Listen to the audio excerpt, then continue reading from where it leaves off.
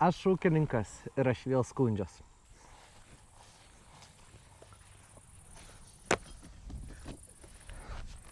Labas. Aš ūkininkas ir aš vėl skundžiuos. Aš Agnius, esu smulkus ūkininkas, realiai ūkininkau pradėjau prieš 3 metų. Gyvenau Vilniui, užteko, nusprendžiau grįžti į kaimą ir auginti vištas. Atsikraustęs čia nusprendžiau pradėti visą veiklą su nacionalinės mokėjimo agentūros pagalba ir pildėm jauno ūkininkų įsikūrimo paramą. Kadangi auginau vištas, man būtų protingiausia ir aktualiausia įsikurti pastatą, kuriame jas galėčiau čia ir tvarkyti. Radau VMVT, žinau, šiek tiek sudėtinga, pabandysim seką visą sudėti. Radau veterinarinės maisto tarnybos programą, auginu pats, parduodu pats. Jinai leidžia mažais kiekiais užauginti produkciją ūkyje, ją sutvarkyti ir išparduoti 100 km spindulį. Žinoma, turi savo higienos reikalavimus, statinių reikalavimus, kaip viskas turi būti įrengta, kad būtų švaru ir teisinga. Liuks. Tai nusprendžiau su šitą programą finansuotis per nacionalinės mokėjimo agentūros jauno ūkininko įsikūrimo paramą. Liuks. Pradėjom ilgą procesą su begalė žmonių. Pradėjom žiauriai ilgą procesą, derinom reikalą su veterinarinė maisto tarnyba, aplinkos ministerija, žemės ūkio ministerija, aplinkosaugos ministerija, statinių ir dar teritorinių planavimo ministerija, su savivaldybė, savivaldybės komunaliniam ir nuotekų sistemom įmonėm visokiom. Ir panašu, kad viską jau išsiaiškinom. Surašėm projektą, pridavėm jį nacionalinį mokėjimo agentūrai, po pusės metų liuks, projektas patvirtintas, gaunu finansavimą. Grįžtu pas savo statybų projekto rangovą, sakau, turim finansavimą, važiuojam, pradedam. Ir pradėjom, projektą parašėm. Sakau, dar nueisiu pas veterinarikę, pasitikrinsiu, ar tikrai viskas gerai. Eiktų savo, kaip gerai padariau, kad parašiau jam, nes ne viskas gerai. Pasirodo, 2024 metų lapkričio mėnesį įvyko statybų įstatymo pakeitimas. Ar pasikeitė tiesiog statybų įstatymas. Ko pasekoje? Iki to įstatymo statiniui buvo privaloma būti higieniškam ir pritaikytam tokiai veiklai. Tačiau nuo 24 lapkričio neužtenka tik to, dar ir statinio paskirtis turi atitikti vykdomai veiklai ten. Kodėl tai problema? Čia yra klėtis. Jo paskirtis yra ūkio pagalbinė ir norint jį perdaryti, prikelti naujai gyvybei, o ne tiesiog palauk, kol supūs ir nugriūs, reikalinga paskirtis gamybos. Nes čia norim daryti perdirbimo cechiuką, nediduką matantis, nedidelis čia šiam kvadratų gal. Tai jo paskirtis turi pasikeisti gamybinę. Gaila, bet tiesiog paskirties pakeisti negalima. Nes norint keisti statinio paskirtį, statinio paskirtis turi būti statoma arba pakeičiama ant tokios žemės paskirties, kokią kvalifikuoja statinio paskirtis. Pavyzdžiui, jeigu aš čia noriu gamybos paskirties statinio, tai turi stovėti ant pramoninės žemės. Problem. Number 1. Norint keisti žemės paskirtį, turi kreiptis į savivaldybės architektūros skyrių. Architektūros skyriui rašyti prašymą, kad numatykite, kad šitoje teritorijoje planuojama pramoninė veikla. Jie gali sutikti, gali nesutikti. Tada, jeigu netyčia sutinka, tu rašai žemės paskirties keitimo projektą. Gali pakeis, gali nepakeis. Ir tik tada eini prie statinio paskirties keitimo projekto ar statybų. Iki 24 metų statinio paskirtis buvo neįdomu. Nes tu pritaikydavai statinį veiklai, VMVT išduoda higienos pasą, vykdai veiklą. Dabar turi praeiti visą šitą suirutę, kad galėtum vykdyti veiklą. Problema tame, kad aš labai už įstatymus, kurie, nežinau, trukdo čia burėkus kept daugiabučiuose. Bet aš kaime noriu vištą nupešt. Ne kaime, aš vienkiemį noriu vištą nupešt. Ir man to valstybė neleidžia. Tai jo, buvo bendrauta su aplinkos ministerijos viceministrė Gerbčeslava. Jinai problemą puikiai žino. Ir buvo žadėję, kad kažkas keisis. Niekas nesikeitė. Buvo bendrauta Žemės ūkio ministerija. Žemės ūkio ministerija parašė oficialų raštą, kurį rekomendavo perduoti aplinkos ministerijai, kad kažkas keistas. Kai aš, statybų rangovas ir dar keli žmonės šiek tiek pakrutinom, atsirado papildomas statybų įstatymo pataisos projektas, kuriame buvo rašomi atvejai, kaip galima naudoti statinį ne pagal jo paskirtį. Kur buvo paminėti punktai, kad vykdyt ūkinę veiklą, skerdimą ar gamybą iš ūkio produktų. Kitos paskirties statiniuose, jeigu jie atitinka ten visus reikalavimus. Ir liuks, mes jau rankom pradėjom plot. Numatom projekto pataisos įsigaliojimą Liepos 1.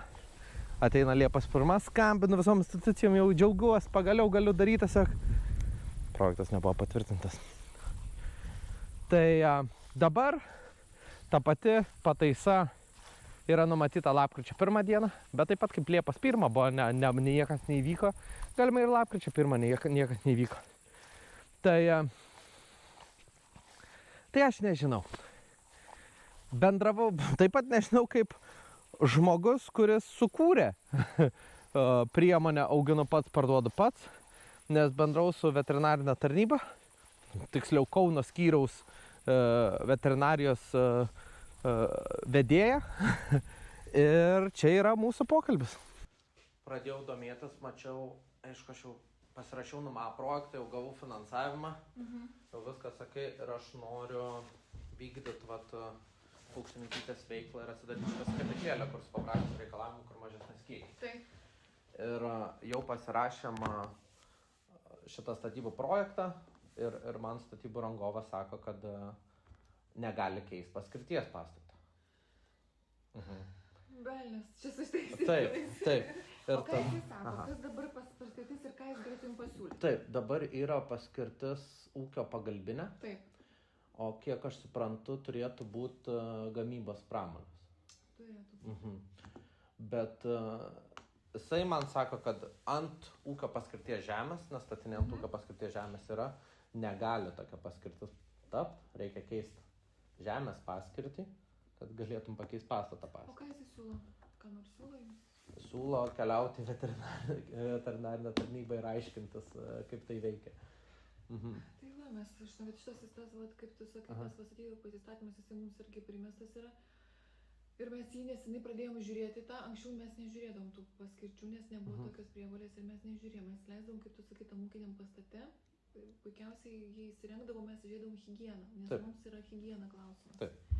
Mes tų paskirčių nežiūrėjom ir dabar, žinok, ateina ir nežinau, ką tau atsakei. Neturiu atsakymų. Dabar tarnyba padarė labai didelį darbą, surašė visas šitas pastabas, surašė aplinkos apsaugos ministerijai ir yra projektas keičiamas šitas statybos įstatymą, bet jis yra pastrigęs. Ir ten surašėme prašymą, kad nuleiskime visiems tiem ūkininkam, nežiūrint tų paskaičių, viskas. Projektas yra internete, galime paskaityti, ten yra parašyta. Atsižvelgta į mūsų pastabas, bet jisai pastrigo, negaliu tiksliai pasakyti kodėl, jisai užstrigęs jau yra stovi senai, jau 3-4 mėnesiai to bus kaip stovi, nejuda. Ir nežinau, ką pasakyti, žinau. Jo, nes aš, kaip suprantu, aš galėčiau skaidyti sklypą, keisti sklypo paskirtį ir tada keisti statinių paskirtį, kur ant to sklypo, bet šitas procesas trunka nuo metų iki 3 metų. Kaip bet padarys vis tiek gamybos tą veiklą. Klausimas, dar šičia. Tada ir man čia viskas pradėjo tai biški degt, nes projektą patvirtino jau, aš jau turiu pradėti, aš ką tik patvirtinau į lapkritį, bet aš jau turiu pradėti viską ruoštis, kad įsipareigojimus patenkinti. Ir tokioj lygoj vietoje aš čia dabar užstrigau ir nežinau kaip spręsti šitą problemą. Tu atėjai pas mane šiandien antras žmogus lygiai su to pačiu. Antras lygiai taip pat ūkininkas sako, nes tikrai mes visą laiką leidom, turim paukštyną, nedidelį paukštyną, nedaug tų broileriukų, apie 100 kažkur tai per metus. Tai vis tikrai visą laiką leidom ūkininkam pasakyti ir nėra problemos. Ir mes nematėm niekur problemos. Mums viskas tinka. Nu, bet tas statybos įstatymas ir viskas. Ir aš nežinau, gal aišku, kas tą įstatymą ten patvirtino? Aplinkos apsaugos ministerijos čia yra tas įstatymas.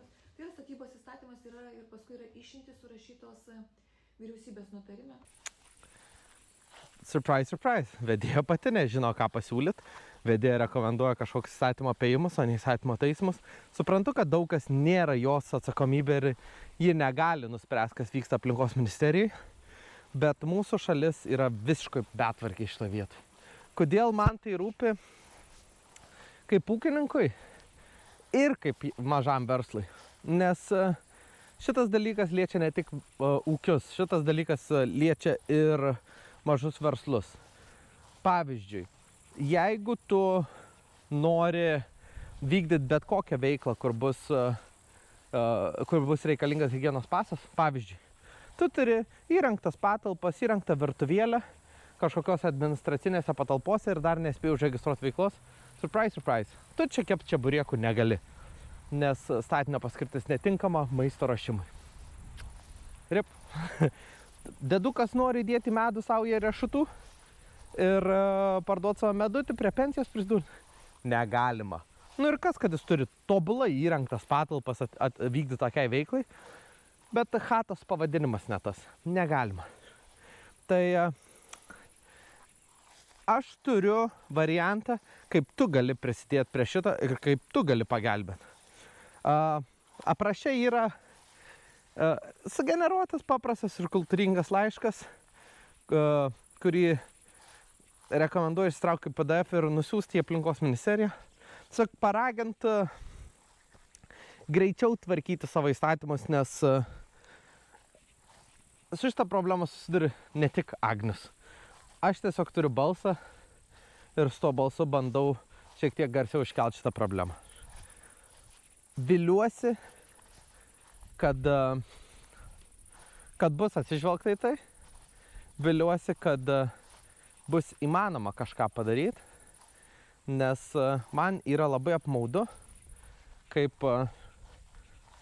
tokioj šalyje, taip greitai augančioj, mes vis dar mąsto kaip, nežinau, sovietinio mentaliteto žmonės, nesugebam pritaikyti įstatymo pagal 21 amžių. Ir hebra, nu kas čia vyksta? Kodėl mes bandom padaryti, kad tik korporacijos galėtų viską daryti? Atgaivinam mažus ūkius. Atgaivinam smulkes veiklas. Pasistengiam vieni dėl kitų. Tai dar kartą prašau jūs pagalbos. Jeigu nenorit siųsti laiško, bent pasidalinkit šito video kuo daugiau žmonių, kad tiesiog žinotume, kas vyksta. Ir čia yra tik vienas iš absurdų, kas vyksta mūsų įstatymuose. Tačiau šitas absurdas veikia ne tik ūkininkus, tai veikia šeimas, šeimų verslus, naujus verslus ir, nesąmonė, betvarkė. Tai ačiū labai, kad žiūrėjot. Tikiuosi neprailgo video. Tikiuosi aišku, jeigu kyla klausimų, rašykite komentarus. Viską paaiškins, ką aš žinau, ko nežinau. Išsiaiškinsim su aplinkos ministerija, Žemės ūkio ministerija ir veterinarijos maisto tarnyba. O daugiau neturiu ką pridėti. Esu šiek tiek lengvai nusivylęs mūsų valstybė ir jos įstatyminių kodeksų. Tai matom kitam video. Iki. Ir kiekvieną kartą, kai tu išeini